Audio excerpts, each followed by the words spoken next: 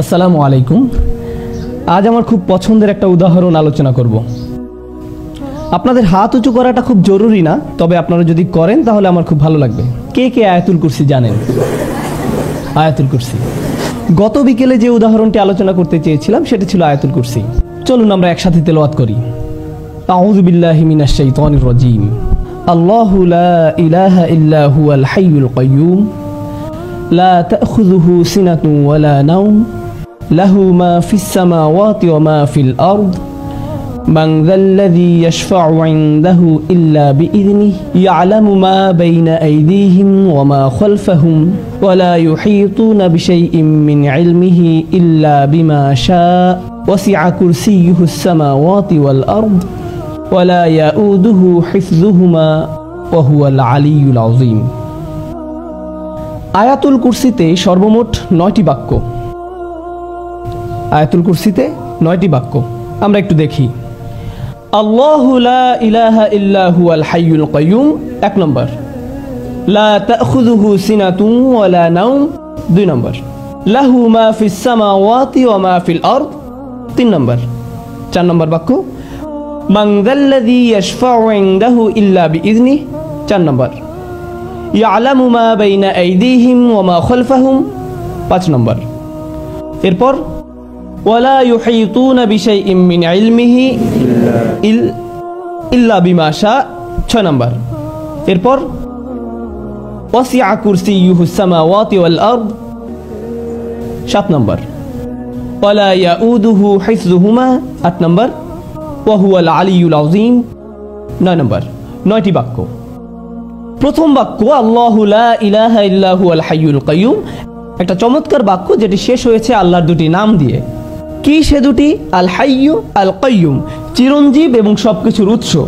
পৃথিবীর সবকিছু সৃষ্টি করেছেন এবং নিয়ন্ত্রণ করছেন তিনি। বিস্ময়কর হলো শেষ বাক্য।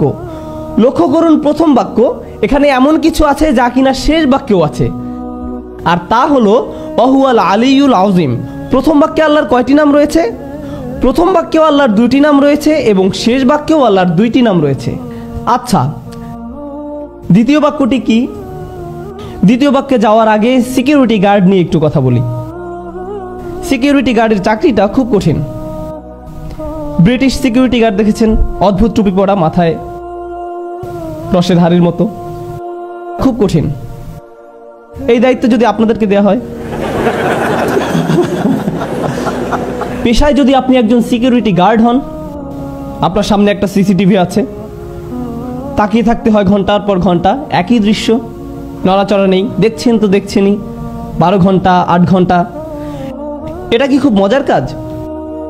আপনি যদি কিছু পাহারা দেন তাহলে কি ঘটবে? আপনি ক্লান্ত হয়ে পড়বেন, আপনার ঘুম আসবে। যেমন সিনেমা হলের গার্ডদের কথা ধরুন। আপনারা তো ধার্মিক, আপনারা অবশ্য সিনেমা দেখেন না, যদিও অনেকে দেখে। সিনেমা হলে যখন সিনেমা চলে, ভিতরে হয়তো কোনো মারপিটের দৃশ্য চলছে, বাইরে একজন সিকিউরিটি গার্ড আছেন, ভিতরে লোকেরা উপভোগ করছে, কিন্তু গার্ড ঝিমোচ্ছেন। হঠাৎ করে তিনি লাফ দিয়ে ওঠেন। এটা খুব সাধারণ দৃশ্য। সিনেমা হলের গার্ডরা, তাদের ঝিমুনি আসে। আল্লাহ তাআলা বলছেন তার নিজের সম্পর্কে, লা তাখুযুহু সিনাতুন ওয়ালা নাওম। তন্দ্রা কখন আসে? যখন আপনি ক্লান্ত, আস্তে আস্তে আপনার চোখ বুজে আসে, আপনি ঘুমাচ্ছেন না কিন্তু আপনার ঘুম পাচ্ছে, ওই যে ওনার মতো। আমি মজা করলাম, জাস্ট মজা। এই তন্দ্রা বা ঝিমুনি কি বলে? সিনা। তন্দ্রা বা ঝিমুনির পরে কি আসে? নাওম। প্রথমে আসে সিনা। সিনা হলো, ধরুন জুমার দিন আমরা মসজিদে যাই, খতিব সাহেব শুরু করেন ইন্নাল হামদুলিল্লাহ নাহমাদুহু ওয়া নুসাল্লি, এটা হলো সিনা, ঠিক আছে? এরপর যখন তিনি বলেন আইয়ুহাল ইখওয়াতুল কিরাম, এটাই হলো নাওম। এটাই হলো নাওম। এই হলো মূল পার্থক্য সিনা এবং নাওমের মধ্যে, তন্দ্রা এবং ঘুমের মধ্যে। এই হলো দ্বিতীয় বাক্য, যেখানে বলা হচ্ছে তন্দ্রা আর ঘুম আল্লাহকে স্পর্শ করে না। মানুষ ক্লান্ত হয়, তাই তার তন্দ্রা আসে এবং এক সময় সে ঘুমিয়েও পড়ে। আবার অনেক সময় আমরা বলি না না না আমি ঘুমাইনি, এমনি একটু চোখ বন্ধ করে রেখেছি, এখনই উঠে পড়ব। কিন্তু দেখতে দেখতে ঘুম, একদমই খবর নেই। ওকে, এই হলো ব্যাপার। সিনা বা তন্দ্রা নিয়ে আমার খুব ভালোই অভিজ্ঞতা আছে, কারণ পেশায় আমি একজন শিক্ষক। সুতরাং আপনিও যদি শিক্ষকতা করেন তাহলে আপনার ঘুম বিদ্যা বা ঘুম বিজ্ঞানের উপরে মোটামুটি একটা পিএইচডি হয়ে যাবে, কারণ সামনে থেকে আপনি সব ছাত্রের চেহারা দেখতে পান। মেটাল ডিটেক্টর দিয়ে মানুষের শরীর চেক করতে দেখেছেন নিশ্চয়ই, সেভাবে ছাত্রদের ব্রেনও আপনি চেক করতে পারবেন। ক্লাসের ফাঁকে ফাঁকে মাঝে মাঝে মাথাটা একটু উপর নিচ করে নিলেন। এই হলো দ্বিতীয় বাক্যের আলোচনা, ঘুম না ক্লান্তি ও ঘুম নিয়ে, তন্দ্রা এবং ঘুম সম্পর্কে। শেষ দিক থেকে দ্বিতীয় বাক্য কি? ওয়ালা ইয়াউদুহু হিফযুহুমা, আকাশ এবং জমিন পাহারা দিয়ে আল্লাহ ক্লান্ত হন না।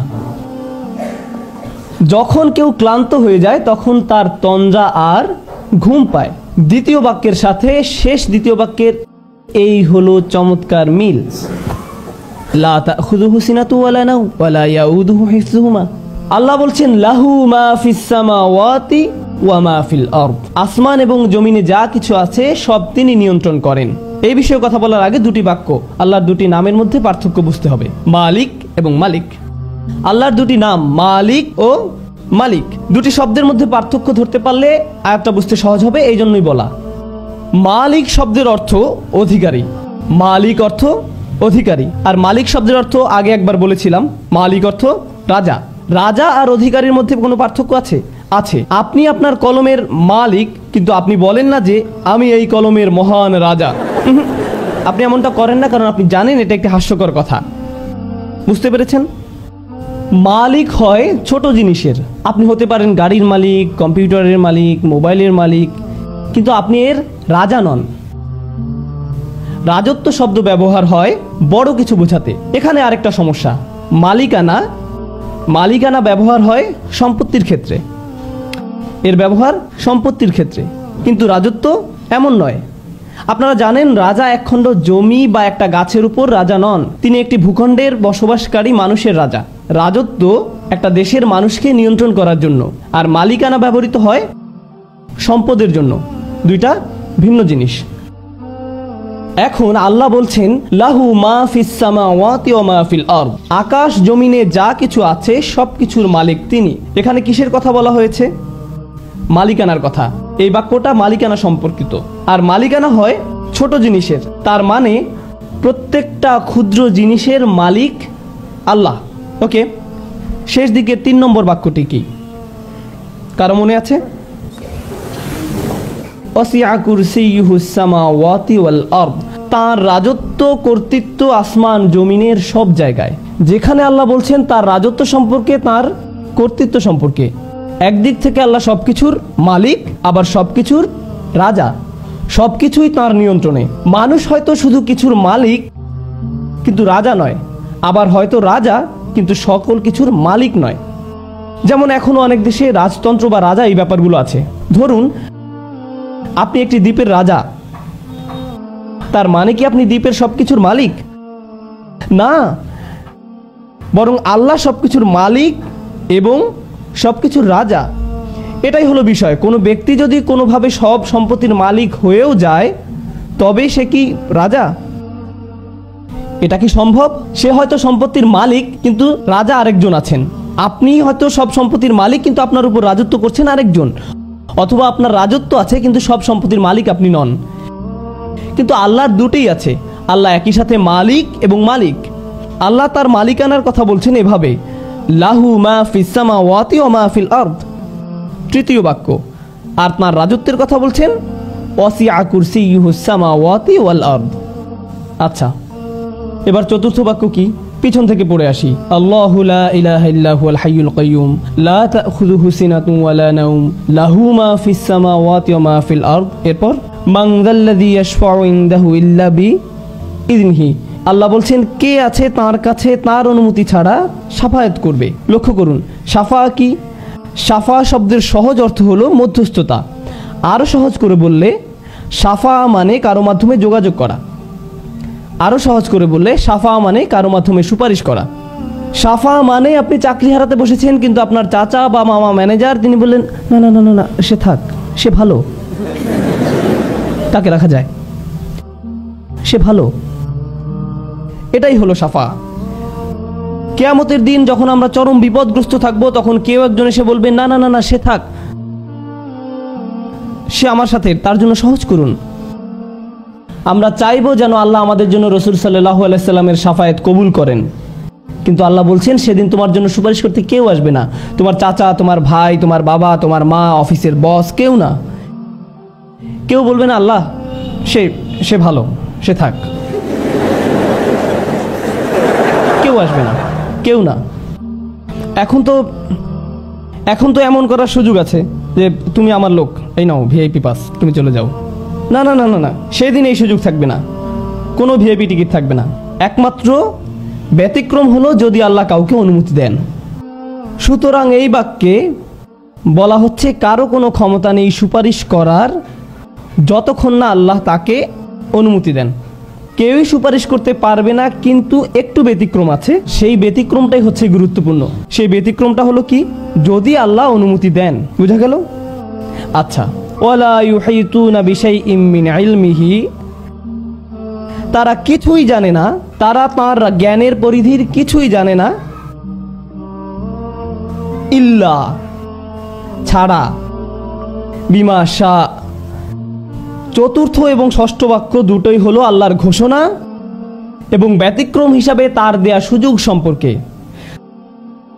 তার ঘোষণা হলো কারো সুপারিশ করার ক্ষমতা নেই, কিন্তু ব্যতিক্রম হলো যাকে আল্লাহ অনুমতি দেন।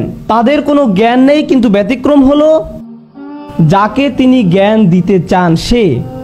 অন্যথায় তারা কিছুই জানে না। ওয়ালা ইউহিতুনা বিশাইইম মিন ইলমিহি ইল্লা বিমা শা।